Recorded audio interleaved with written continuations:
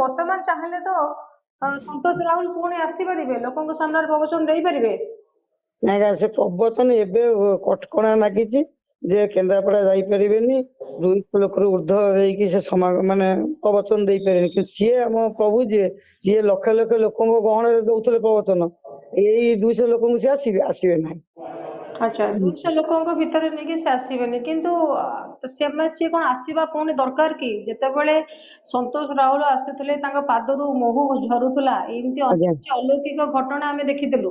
ଆଜ୍ଞା, ତ ୟା ଦ୍ୱାରା ଗୋଟେ ସମାଜ ତାଙ୍କୁ ଭଲ ଭାବରେ ଗ୍ରହଣ କଲା ନାହିଁ। ଅନେକ ନେତା ମନ୍ତ୍ରୀ ଫିଲ୍ମ ଷ୍ଟାର ତାଙ୍କ ପାଖକୁ ଯାଉଥିଲେ। ପରବର୍ତ୍ତୀ ସମୟରେ ସେମାନେ ମଧ୍ୟ କହିଲେ ନାଇଁ ଇଏ ଠକ ଥିଲେ, ଇଏ ଭଲ ଲୋକ ନଥିଲେ, ଇଏ କୌଣସି ବାବା ନଥିଲେ। ଆଜ୍ଞା, ତାପରେ କଣ ସେ ପୁଣି ସମସ୍ତଙ୍କ ସାମ୍ନାକୁ ଆସିବା ଉଚିତ? ଯୋଉମାନେ କହୁଥିଲେ କିଛି ଲୋକଙ୍କ ସ୍ୱାର୍ଥରେ ହାନି ହେଇଥିବ, କିଛି ମୁଷ୍ଟିମେୟ ଲୋକ କହୁଥିବେ ଫିଲ୍ମ ଷ୍ଟାର କାହାର ନୁହନ୍ତି, ସେମାନେ ହଉଛି ମାନେ ଗୋଟେ କଳାକାର।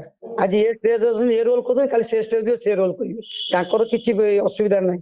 ଯଦି କହୁଥିଲେ ସେଇ ଫେରେ ଯାଇକି ପହଞ୍ଚୁଥିଲେ, ସେଇ ବେଳେ ନେଇକି ଗୀତିକାର ଆଉ ଷ୍ଟାର ମାନଙ୍କୁ ନଉଥିଲେ କେମିତି? ସେତେବେଳେ ଜାଣିପାରିବେ ଛୋଟ ପିଲା ସେ ହେଇଥିଲେ କିଛି ଭୟ। ତାପରେ ଦ୍ୱିତୀୟରେ କଥା, ଆମରି ଲୋକ ବି ତ କିଛି ସେଇଭଳିଆ କହିଛନ୍ତି ନା।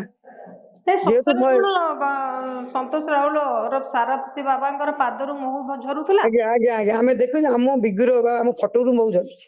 ଆପଣ ଦେଖିଛନ୍ତି? ମୁଁ ନିଜେ ଦେଖିଛି, କିଛି ଲୋକଙ୍କୁ ପବ୍ଲିକ ଆମ ସେ ଏରିଆରେ ଦେଖିଛନ୍ତି।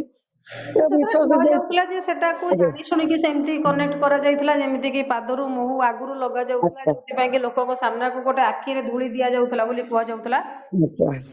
ଆପଣ ଶୁଣିଥିବେ ଯେ ତାଙ୍କର ଯୋଉ ଗାଈ, ପଥର ଗାଈ ପାଇପ୍ ଲାଗିଛି, ଉପରୁ କ୍ଷୀର ଧରୁଛି, ଆଉ ସେ ପଥର ଗାଈକି ତାଙ୍କୁ ମଝିରେ ଶୁଣିଥିବେ କାଢି ଦିଆଗଲା, ଆଉ ସେ ଆଶ୍ରମରେ ତାଙ୍କ ମାଆକୁ ହଟେଇ ଦିଆଗଲା, ଆଉ କେହି ନାହାନ୍ତି, ଏକଥା ଶୁଣିଥିବେ।